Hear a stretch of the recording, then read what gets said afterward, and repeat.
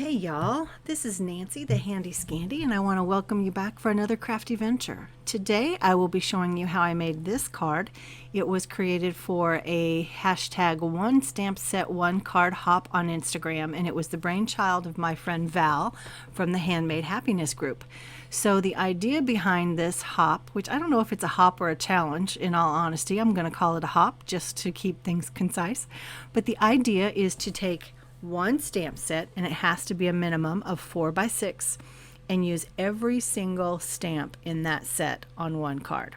So that was the challenge. So here I'm showing you all of the supplies that I used to make my card, and I'll have everything listed down below, but I'm using the CC Designs stamp set called Costume Littles. And y'all, don't judge me for crafting off season, because you know that I do that. That's just who I am. I just craft what I feel in that moment. This stamp set with some other things was part of my haul from Not Too Shabby last week, and I couldn't wait to use it. It was a choice between this one and my little kitty cat set from Heffy Doodle, and I chose this one, but I also made something with the kitty cat. So don't you fret if you're a kitty cat lover. I've got something up on IG right now with that. So anyway, back to this particular card and project.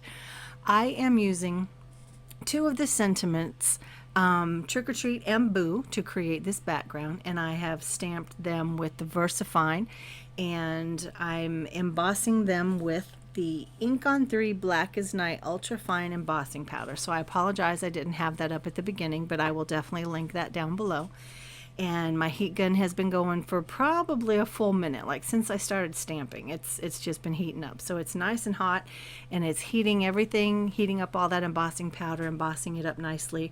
But that's a lot of space. So I'm taking my time, I'm going over it, making sure everything is melted and there's no dull, gritty, grainy spots. So I feel it just to make sure that my eyes weren't messing with me, because sometimes that happens. And here I am not just trying to clean my mat, but trying to get all the cat hair off of it. Anybody else relate to that? And then I had to have a sip of coffee, because y'all know I'm a coffee girl. So that makes me happy, makes my heart happy to have some coffee. So back to the card. I am ink blending over that heat embossed stamped background with Distress Oxide in Carved Pumpkin. And I'm going to go in with some Queen for a Day by Catherine Pooler. And then to bridge those two colors, I'm going to use some Lime Ricky. I want to make sure that I keep everything clean, because y'all know me and having ink all over the place, so I'm trying to avoid that. I like to think of myself as a quick learner, so I'm trying to, keep all the ink cleaned up so I don't make a mess. And I also don't want to make mud with my ink blends here. So the purple and the green are getting a little dark there right where they blend, and just trying to make sure that they're blended nicely, but it's well defined as well. So here I'm cleaning off my brushes, because again, trying not to make a mess. The only one that I have an issue with is the purple, the Queen for a Day by Catherine Pooler, and that's only because it's such a deep, rich purple. It just takes a little bit more to get it off the brush, but it's not a big deal. That's just a baby wipe, and then I'm using some hand sanitizer on my hands to make sure that I'm not transferring any of that ink to anything else. So here I'm taking my Black Soot Distress ink from Tim Holtz and Ranger, and I'm just going around the edges just to give it that kind of what's the word I'm looking for? Mysterious look, the dark Halloweeny look that we all love so much when we make our Halloween cards. And that little cube is just about dry. I need to get a refill, and I also need to get a full size pad.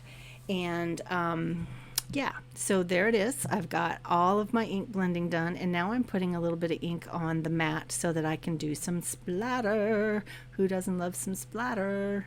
So I want all of my splatters to match the colors that I ink blended with. So I'm just pulling some of that color up with some water and making some splats with the different colors, as well as just with some water. So I want to take a minute and just look at that background. So you can tell that some of the stamping is wonky, it's kind of crooked, it's up and down, there's no straight lines. And that really is not an issue. If you know me, I'm not a straight line girl. be with this particular project, it just doesn't matter because that is simply going to be the background and you're not going to see any of that. It's just going to add to the aesthetic of the overall card. So you don't need to worry about all those intricacies, I guess, for lack of a better word. So I took my little towel and I wiped off the embossing powder from, or not the embossing powder, the excess ink from the embossed words. I just want it to be a little bit cleaner than that, and again, I don't want that ink to transfer. So here I've put some more ink down on my mat again, and I'm using it as watercolor paints. So I'm keeping those same 4 colors, keeping that color palette so that my images will also marry to my background. So I've got the purple, the green, the orange, the black, and the black actually is serving as a gray for the highlights, for instance, on the little skeleton.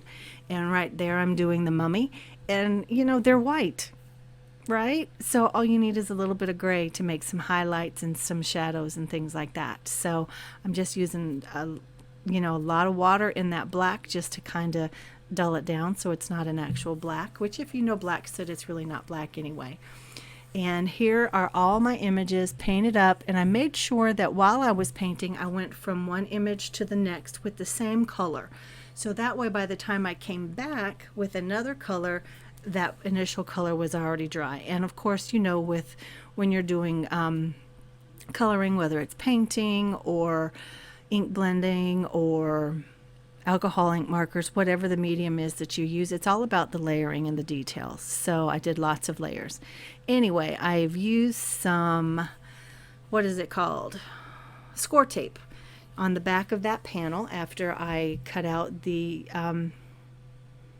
pouch, not the pouches, they're holes. I used the pink fresh dies to cut those holes. That's where my shaker pouches are going to be. And then I used some Hero Arts acetate, and I adhered, my lips don't want to work, y'all, I apologize. I adhered the acetate down with the score tape. And here I've used the X-Fasten double-sided tape from Amazon and I've double layered it, and that creates my shaker wells. So I used that embossing buddy to take the sticky off from inside the shaker wells, because if you've ever made a shaker, you know what I'm talking about. If you don't get rid of that excess sticky, all your shaker bits just stick to the sides of your tape there, and we don't want that. So I used my embossing buddy. I used a little paintbrush to paint it out, or not paint it out there, brush it out. And then I used that microfiber cloth just to wipe it off the little windows. And here I'm adding some Google Eyes from the Dollar Tree. And I have 3 different pouches of sequins. 2 of them are Studio Katya. No, I have 4 actually. 2 of them are Studio Katya. 2 of them are from Brutus Monroe from their Halloween pack last year. One of them is all googly eyes. So some of them are colored and some of them are teeny, teeny, tiny. And that's this pouch actually. And so I'm using the teeny tiny ones, and I'm also using little purple ones and little gray ones, and they just kind of add to that overall aesthetic. And then I'm going to peel up this red, I don't know what it's called. Anyway, I'm peeling it off, and then I'm going to use some wet glue, and that will just give me a little bit more time to move this little black panel. And I'm using a black piece of cardstock on the back, and that's going to serve as a seal so that I can then flip this whole panel over and adhere it to my layered piece. And again, that's going to be black as well. So you see how that piece on the back just kept all those shaker bits in place so that I could flip it over and not have a disaster. And so now I have my front panel, I have my googly eyes inside the shaker wells, and I have it all adhered to a black panel. And right here I'm taking a black Sharpie and I'm going over that white double-sided tape, that foam tape, because it was a horrible transition between the dark panel on the front and then the dark panel on the back, and I just needed that to be a little more smooth. So I colored it all black with the Sharpie, and then you can't even tell. And now here I'm adhering the whole thing down to the slimline card base, which is, I want to say I cut mine at 8.5 by 3.5, but as long as it fits whatever legal size envelope you had, the measurements are up for interpretation, we'll say. And so here I'm using my Tonic little fussy cut scissors, I don't know what they're called, and I'm cutting all those images out. And I cut that out because y'all don't need to see me fussy cut all those little images, but I just made sure that I left a little bit of a line all the way around all of them, and tried to keep it consistent. So remember, the whole idea with this card hop is to use every single stamp. So I have to finish up and use the rest of these sentiments. So there's 3 more sentiments. One says, Jeepers Creepers, where'd you get those peepers? The other one says, bugs and hisses to you, instead of hugs and kisses, bugs and hisses, and you're terrorific. So I love the play on words there. I thought those were super cute. And here I'm just going to stamp them out, and then I'm going to heat emboss these as well. And you know, heat embossing just never gets old to me. It doesn't. Y'all let me know down in the comments how you feel about heat embossing. Is it something that you do, something that you don't do, something you'd like more information on? I love it. It just doesn't get old to me. And it helps when you're doing watercolor, because it creates kind of a well when you've heat embossed your images, and that just helps so that your colors don't bleed together. But anyway, let me know what you think down in the bottom. Also, if you have not yet liked this video and you do like it, please remember to do that, and also subscribe. If you haven't subscribed yet, I'd sure appreciate it if you would help my little channel grow, and let me know what you'd like to see down below. If you like this kind of shaker card, the interactive cards, which I'm not much of an interactive girl, but I do love a shaker card. Let me know what you think, what kinds of things you'd like to see on my channel, how I can help you, if you have any suggestions, questions, comments, all that. I'd love to talk with you down in the comments. And again, if you've not subscribed, I'd encourage you to do that, and I'd sure appreciate it if you would. So here I am fussy cutting all of these sentiments, well, there's only 3, these last 3 sentiments out, and Mary Polanco calls this bubble cutting. So that's what I'm doing. I'm bubble cutting. It just adds a little more character, a little more interest to your project. So here I have all of my images, all my little spookies, all my sentiments, and I'm figuring out my placement.